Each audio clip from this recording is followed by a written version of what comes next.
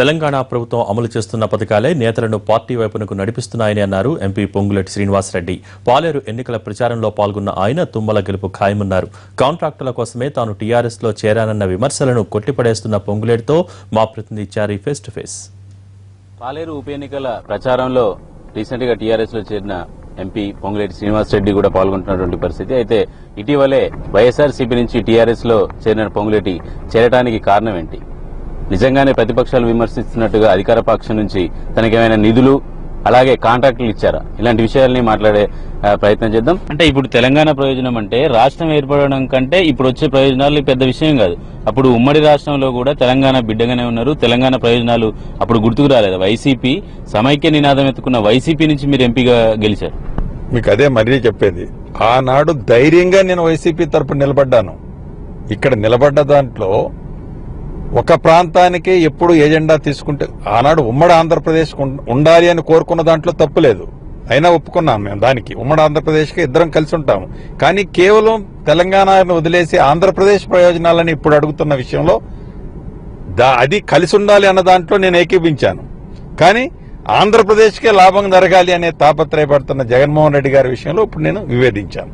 అంటే ప్రధానంగా టీఆర్ఎస్ లో మీరు చేరడానికి జగన్ తీసుకున్న ప్రాజెక్టుల మీద వ్యవహారమే కారణమా, జిల్లా అభివృద్ధి కూడా చెందాలి అనేది అని కూడా ఉందా? మొదటి విషయం ఏదైతే కృష్ణా నీటికి సంబంధించిన విషయంలో ఈ నెల 16వ తారీఖున కర్నూలులో చేయబోతున్న దీక్షకి వ్యతిరేకంగా నేను నిర్ణయం తీసుకున్నాను.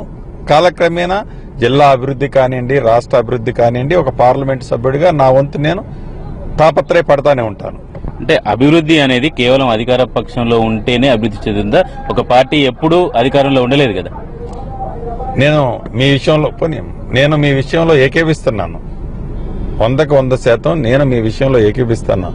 అధికార పార్టీలో ఉంటేనే అభివృద్ధి జరుగుతుందనో, ప్రతిపక్షాల్లో ఉంటే అభివృద్ధి జరగదనో నేను అన్నాను. కానీ ఏదైతే మా నాయకుడు జగన్మోహన్ రెడ్డి గారు తీసుకున్న నిర్ణయం ఇక్కడ అభివృద్ధి విషయంలో కాదు, కేవలం ఒక సైడ్ స్టాండ్ తీసుకున్నారు. ఇప్పుడు పూర్తిగా ఆనాడు ఉమ్మడి ఆంధ్రప్రదేశ్ అంటే దాంట్లో మమ్మల్ని కూడా ఉంచాలని కోరుకున్నారు. కానీ ఇక్కడ అట్లా లేదు. ఇప్పుడు ఆంధ్రప్రదేశ్నే వరకే మేలు జరగాలనే తాపత్రయపడుతున్న దగ్గర నేను విభేదించాను. ప్రధానంగా ఖమ్మం రాజకీయాల్లో శ్రీనివాసరెడ్డికి, పొంగులేటి శ్రీనివాసరెడ్డికి, నెక్స్ట్ తుమ్మల నాగేశ్వరరావుకి పచ్చగడ్డేస్తే మండే పరిస్థితి ఉన్నటువంటి నేపథ్యంలో ఇద్దరు పక్కపక్కన నిలబడి ప్రచారం చేస్తుంటే ఎట్లా ఉంది? పచ్చగడ్డేస్తే బగ్గురు మండుద్ది అనేది అది ఒక రాజకీయ కల్పితమని నేను భావిస్తాను. నేను రాజకీయాల్లోకి రాకముందు కూడా సుమారు ఒక 13-14 సంవత్సరాలు తుమ్మల నాగేశ్వరరావు గారి ఎన్నికల్లో 2-3 పర్యాయాలు పరోక్షంగా ఎన్నికల ముందు 10-15 రోజులు నేను తన క్యాంపెయిన్ చేసేవాడిని. తుమ్మల నాగేశ్వరరావు గారికి నాకు భేదాభిప్రాయాలు ఉన్నాయని అనుకోవటం తప్పు. ఆనాడు రాజకీయ పరంగా నేనొక పార్టీలో ఉన్నాను, తనొక పార్టీలో ఉన్నారు. నా పార్టీని నేను సస్టైన్ చేసుకోవటానికి నా వాయిస్ నేను వినిపించేవాడిని. అదే రకంగా తన పార్టీని తను అభివృద్ధి చేసుకోవడం కోసం తన తాపత్రయపడేవాడు. అక్కడ రాజకీయంగా ఇద్దరికి భేదాభిప్రాయాలు ఉన్నమాట వాస్తవం. కానీ ఈనాడు ఒక పార్టీలోకి వచ్చిన తర్వాత మా మధ్య ఏదన్నా చిన్న చిన్న భేదాభిప్రాయాలున్నా మా నాయకుడు కానీ వారి నాయకుడు కానీ నాయకుడు అనేవాళ్ళు ఒక్కడే కేసీఆర్ గారు. తప్పకుండా కేసీఆర్ గారు అందరినీ సముచితమైన న్యాయం ఇస్తానని కూడా మాటిచ్చారు. మంచి చేస్తారని అయితే నేను భావిస్తున్నాను. అంటే రాజకీయ వర్గాల్లో కావచ్చు, టీఆర్ఎస్ లో ఒక చర్చ జరుగుతుంది. నిజానికి తుమ్మల నాగేశ్వరరావు కంటే ముందే శ్రీనివాసరెడ్డి రావాల్సి ఉండే, కానీ తుమ్మల శ్రీనివాసరెడ్డిని రాకుండా కొద్దిగా స్టే చేశాడు, ఇప్పుడు రాగలిగాడు అనే ఒక చర్చ ఉంది. ఈ చర్చలో ఎంతవరకు నిజం ఉంది? నాకు తెలిసి ఈనాటి తెలంగాణ రాష్ట్రంలో అన్ని జిల్లాల్లో not only YSR Congress party నుంచి కానీ, తెలుగుదేశం పార్టీ నుంచి కానీ, నేనంటే రాజకీయాలకు 3 సంవత్సరాల క్రితం వచ్చినాను. నాకంటే ముందు 30 సంవత్సరాలు రాజకీయంగా వివిధ పార్టీల్లో భేదాభిప్రాయాలుండి కత్తులు దూసుకున్న అనేక మంది రాజకీయ నాయకులు అనేక జిల్లాల్లో ఇవాళ అందరూ టీఆర్ఎస్ పార్టీలోనే ఉన్నారు. అది వరంగల్ కానివ్వండి, ఆదిలాబాద్ కానివ్వండి, నిజామాబాద్ కానివ్వండి, ఇటు పడితే రంగారెడ్డి కానివ్వండి, కాలు దువ్వుకున్న పురాతనం నుంచి ఉన్న రాజకీయ భేదాభిప్రాయాలను పక్కన పెట్టి అందరూ కేసీఆర్ గారి సమక్షంలో టీఆర్ఎస్ పార్టీలో పనిచేయాలి. వాళ్ళంతా ఎందుకు చేరుదంటారు? వైరుధ్యాలన్నీ పక్కన పెట్టి అది వాళ్ళనే అడగాలి. తప్పకుండా ఒకటి నేనేమనుకుంటున్నానంటే ఈ రాష్ట్రాన్ని అభివృద్ధి చేయగలిగే దమ్ము సత్తా కేసీఆర్ కు ఉందని నమ్మే చేరారని అనుకుంటున్నాను. ఒక వ్యక్తికి, ఒక గ్రూపుకి, ఒక పార్టీకి చిన్న చిన్న భేదాభిప్రాయాలుంటే దాన్ని షార్ట్అవుట్ చేయగల కెపాసిటీ కూడా కేసీఆర్ గారికి ఉందని నేను ప్రగాఢంగా నమ్ముతాను. అంటే మీ తుమ్మల మీకున్నటువంటి చిన్న సమస్యలను కూడా షార్ట్అవుట్ చేశాడా కేసీఆర్? 100% సమస్య అనేదే లేదు. ఇద్దరు రెండు రాజకీయ పార్టీలు, నేను ఒక రాజకీయ పార్టీకి అధ్యక్షుడిని, రాష్ట్ర అధ్యక్షుడిని, తను ఒక జిల్లాలో ప్రధానమైన పాత్ర ఒక రాజకీయ పార్టీ పక్షాన్ని పోషిస్తున్నారు. ఆ పరంపరలో కొన్ని భేదాభిప్రాయాలు రాజకీయంగా వచ్చినంత మాత్రంలో పచ్చిగడ్డేస్తే బగ్గును మండిపడుతుంది అనేది అది నిజం కాదు. అంటే ప్రధానంగా మీ మీద ఇంకో ఆరోపణ ఉంది. వైసీపీలో ఉన్నప్పటికీ ఏ ఎన్నికల్లోనైనా టీఆర్ఎస్ కి బెనిఫిట్ చేసేలాగానే శ్రీనివాస్ రెడ్డి నిర్ణయం తీసుకున్నాడు. కొన్ని గ్రేటర్ ఎన్నికల్లో పోటీ చేయకపోవడం కూడా దాంట్లో భాగమే అనేది ఒక చర్చ. మీరు ఇక్కడ ఒక విషయాన్ని గమనించాలి.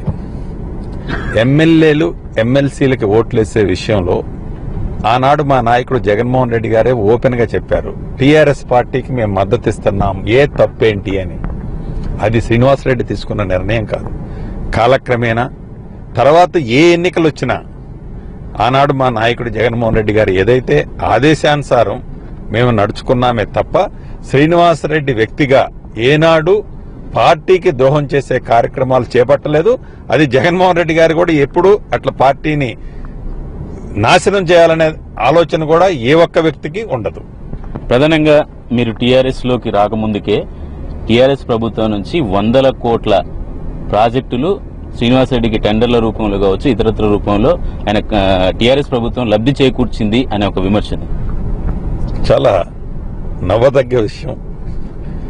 నేను 2013 సంవత్సరంలో రాజకీయాల్లోకి రాకముందు నుంచి కాంట్రాక్టర్ని. ఇయాలేదో ఎంపీ అయిన తర్వాతనో లేకుంటే టీఆర్ఎస్ పార్టీలోకి వస్తున్నప్పుడో నాకు వర్కులు రావటం కాదు. అంతకుముందు నుంచి నా టర్న్ ఓవర్ 400-500 కోట్లు ఉంది. నాకు ఆన్ హ్యాండ్ వర్క్ 1500 నుంచి 2000 కోట్లు ఆన్ హ్యాండ్ వర్క్స్ ఉన్నాయి. ఇవన్నీ నేను ఏ రాజకీయ పార్టీలో ఉంటేనో ఎంపీ అయితేనో నేను వచ్చినాయి కావు. ఇవన్నీ ఓపెన్ టెండర్లో అందరూ పార్టిసిపేట్ చేస్తే డిఫరెంట్ యాంగిల్స్ లో ఎక్సెస్ లో లెస్ లో టెండర్లు వివిధ కోట్ చేసిన రేట్ల ప్రకారం వచ్చిన టెండర్లే తప్ప అధికార పార్టీ నాకేదో సాయం చేసింది, అధికార పార్టీ నాకేదో సాయం చేస్తే నేను వ్యాపారం చేస్తున్నాను అన్నది అది నిజం కాదు. Thank you sir, thank you very much. ఇది పొంగులేటి శ్రీనివాస్ రెడ్డి గారు చెప్తున్నది. రాజకీయాల్లో ఉన్న వాళ్ళు వ్యాపారం చేయకూడదా, వ్యాపారం రాజకీయాల్లోకి రాకముందు నుంచే మొదలు పెట్టారని చెప్తున్నారు. అయితే పాలేరు ఉప ఎన్నికల్లో కూడా వైసీపీకి సంబంధించినటువంటి క్యాడర్ పూర్తిగా టీఆర్ఎస్ వెంటే నడుస్తుందని చెప్తున్నారు. కెమెరామెన్ హరీష్ తో చారి, ఎన్టీవీ, ఖమ్మం జిల్లా.